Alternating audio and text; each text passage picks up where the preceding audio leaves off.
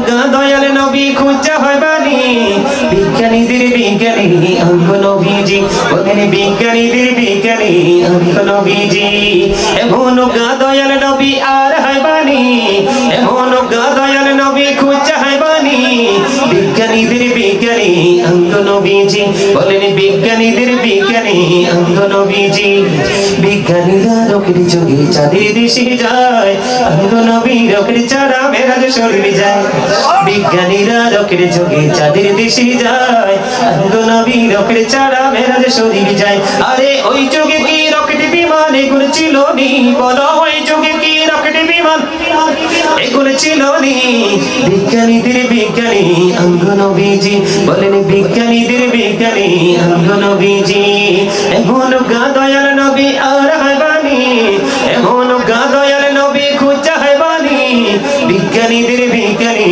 অঙ্গ নবীজি বিজ্ঞানীরা রকেট যোগে চাঁদের দেশে যায় অঙ্গ নবী রকেট ছাড়া মেরাজ শরীফ যায় বিজ্ঞানীরা রকেট যোগে চাঁদের দেশে যায় অঙ্গ নবী রকেট ছাড়া মেরাজ শরীফ যায় আরে ওই যুগে কি রকেট বিমান এগুলো ছিল নি বলো ওই যুগে কি রকেট বিমান এগুলো ছিল নি বিজ্ঞানীদের বিজ্ঞানী অঙ্গ নবীজি আবু বকর সিদ্দিকের সাপে কামড়াইছে অঙ্গ নবীর থুতু দি বালা হয়ে গেছে আবু বকর সিদ্দিকের সাপে কামড়াইছে অঙ্গ নবীর থুতু দি বালা হয়ে গেছে আরে সেই যুগে কি উজা পড়তো এগুলো ছিল নি বলো সেই যুগে কি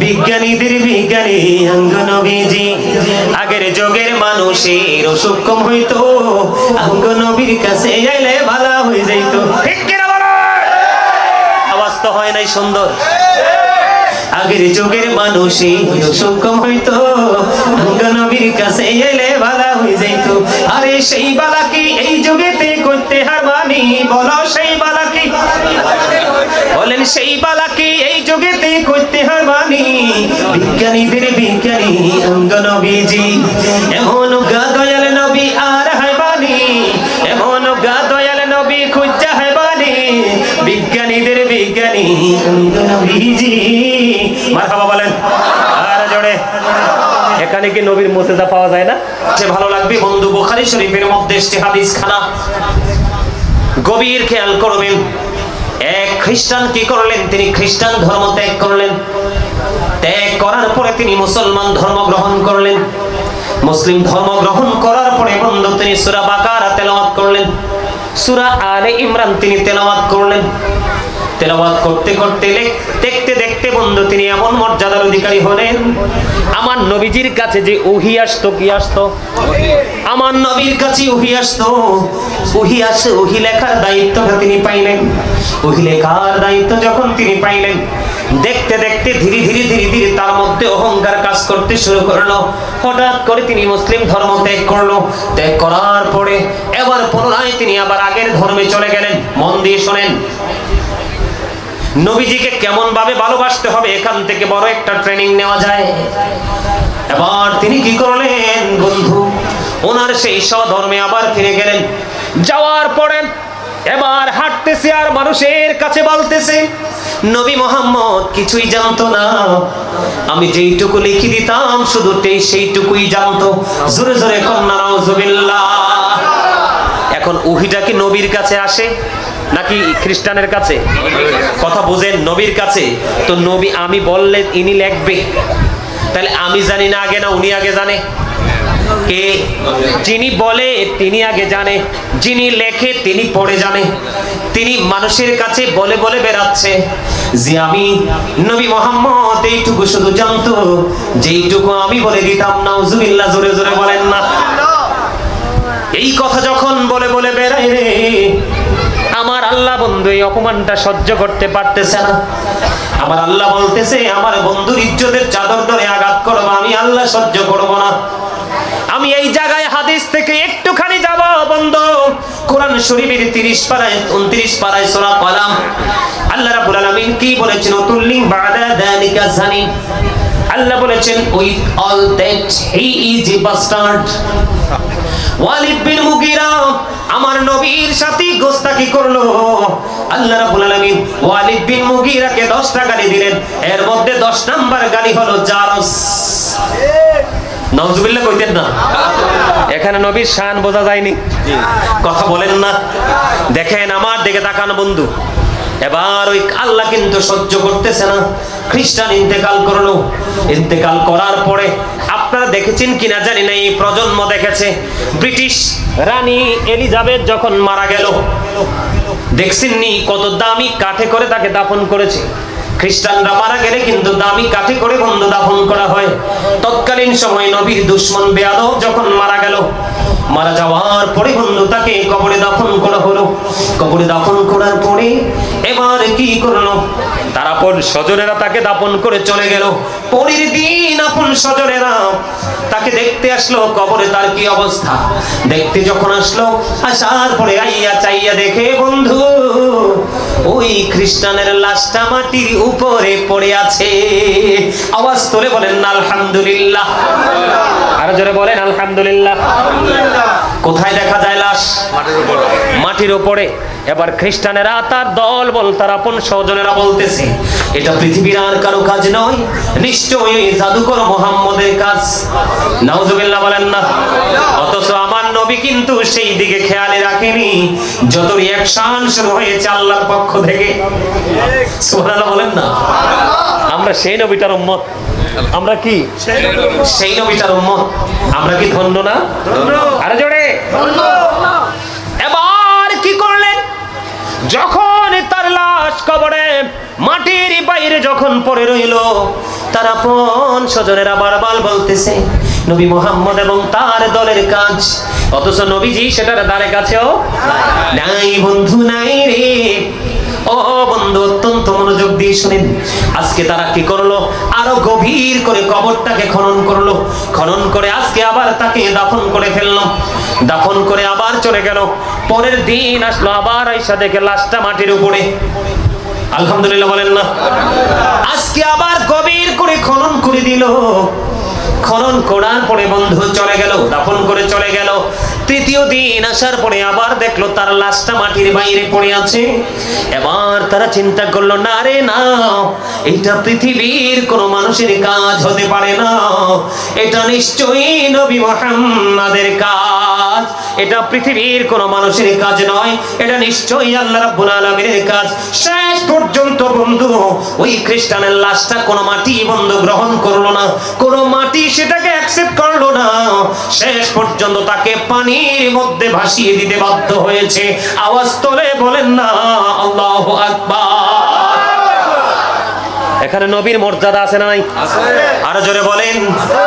ও বন্ধু 557 সনের খবর শুনেন।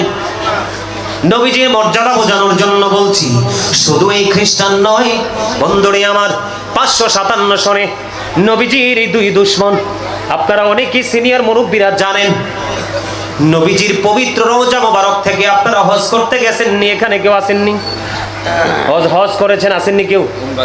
উমরা করছেন তো? তো নবীজি রওজা জিয়ারত করছেন না? দেখছেননি সীসা ডালা দেওয়াল? দেখেন নাই? দেখছেন? হ্যাঁ হ্যাঁ, এই যে দেখছেননি বন্ধুরে আমার।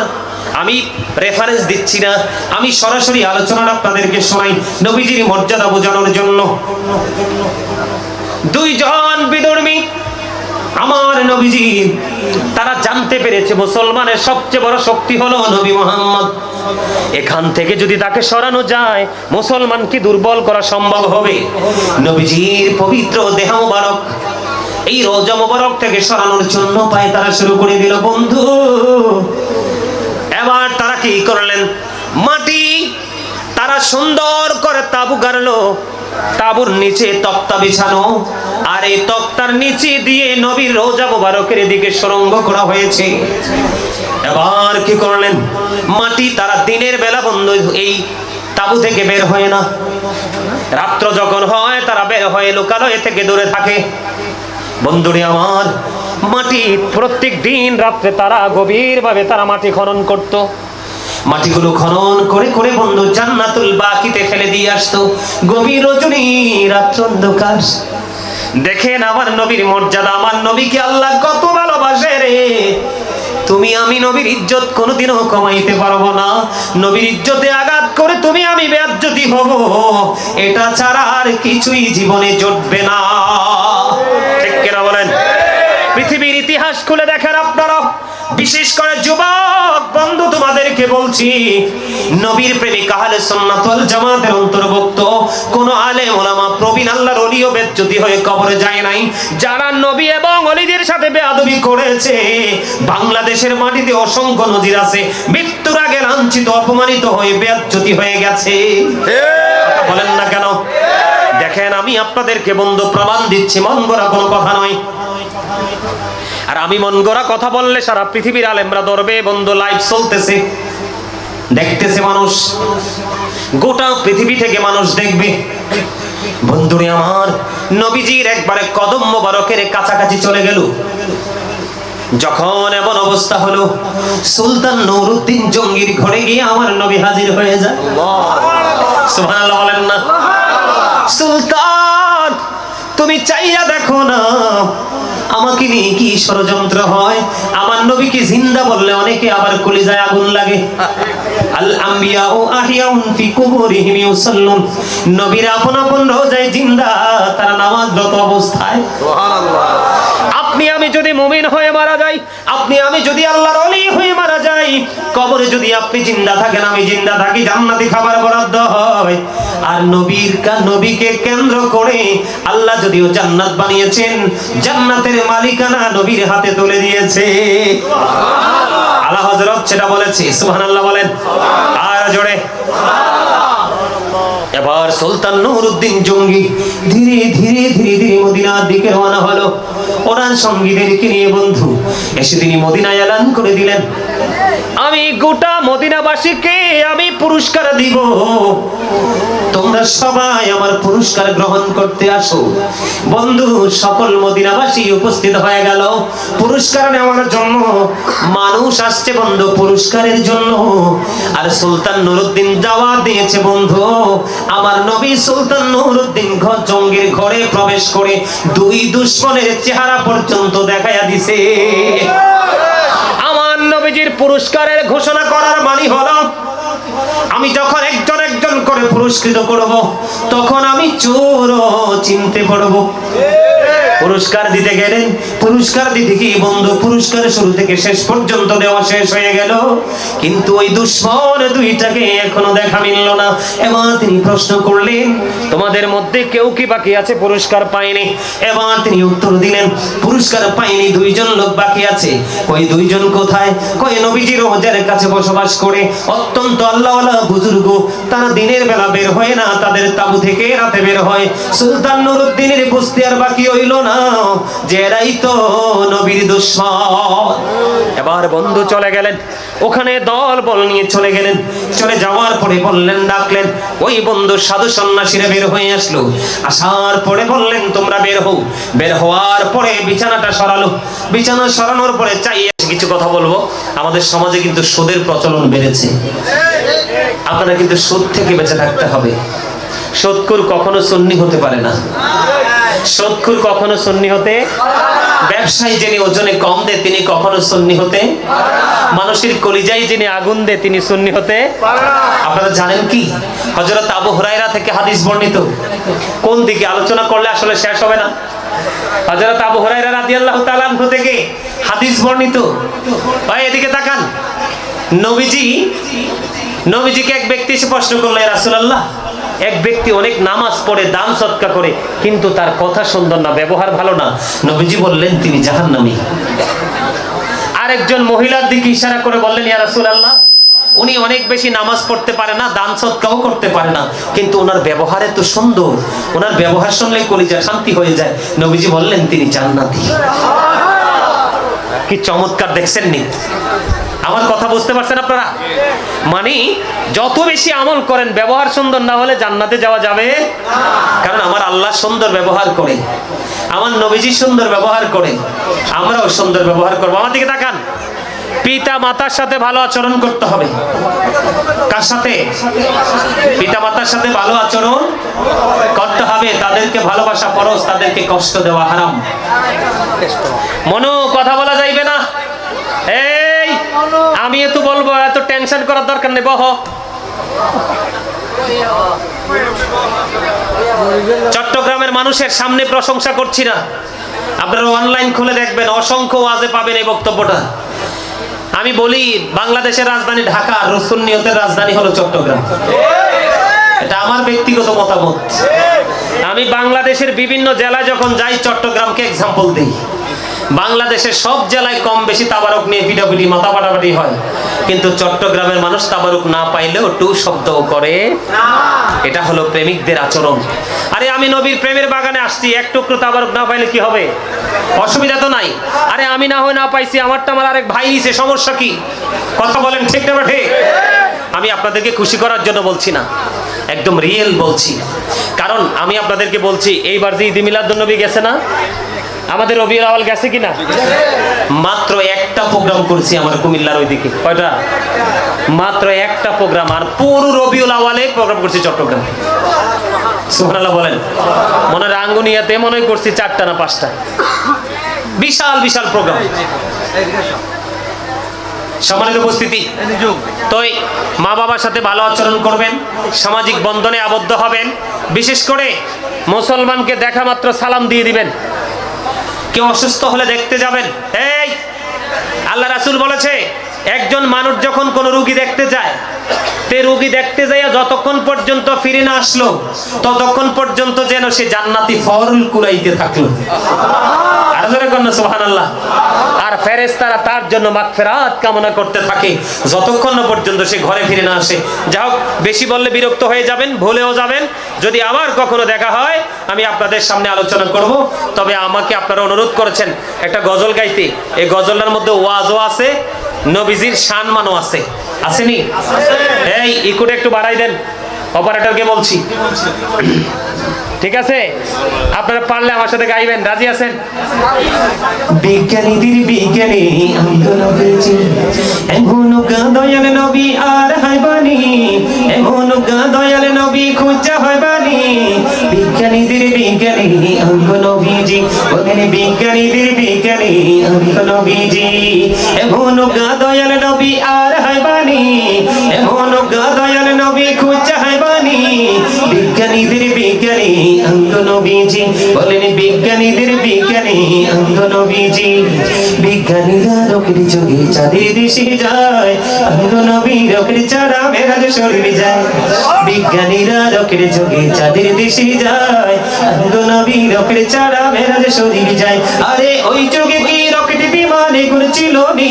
বলো, ওই যুগে কি রকেট বিমান এগুলো ছিল নি?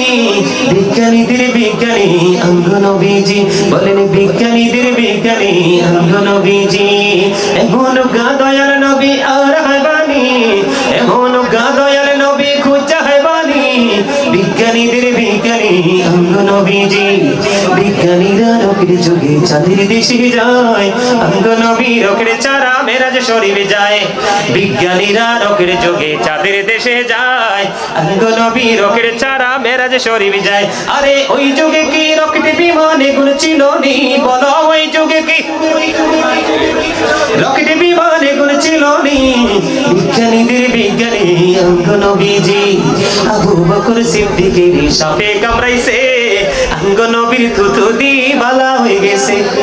আবু বকর সিদ্দিকের সাপে কামড়াইছে, আঙ্গনবীর থুতু দি বালা হয়ে গেছে। আরে সেই যুগে কি উজাবর তুমি এগুলো ছিল নি? বলো, সেই যুগে কি? বিজ্ঞানীদের বিজ্ঞানী আঙ্গনবীজি, আগের যুগের মানুষের অসুখ কম হইতো, আঙ্গনবীর কাছে আইলে ভালো হয়ে যাইতো। ঠিক কিনা বলো? আওয়াজ তো হয় নাই সুন্দর। আগের যুগের মানুষের অসুখ কম হইতো, আঙ্গনবীর কাছে আইলে ভালো হয়ে যাইতো। আরে সেই বালা কি এই যুগেতে করতে হারবানি? বলো, সেই বালা কি? বলেন, সেই বালা কি এই যুগেতে করতে হারবানি?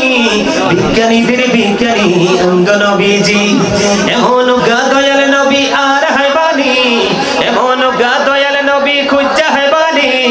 বিজ্ঞানীদের বিজ্ঞানী আঙ্গনবীজি, মারহাবা বলেন আর জোরে। এখানে কি নবীর মুজিজা পাওয়া যায় না? আরে এটার মধ্যে তুমি কয়েক ঘন্টার ওয়াজ আছে যদি বুঝেন, ঠিক না বলেন? আরো জোরে বল বলেছি না ঠিক?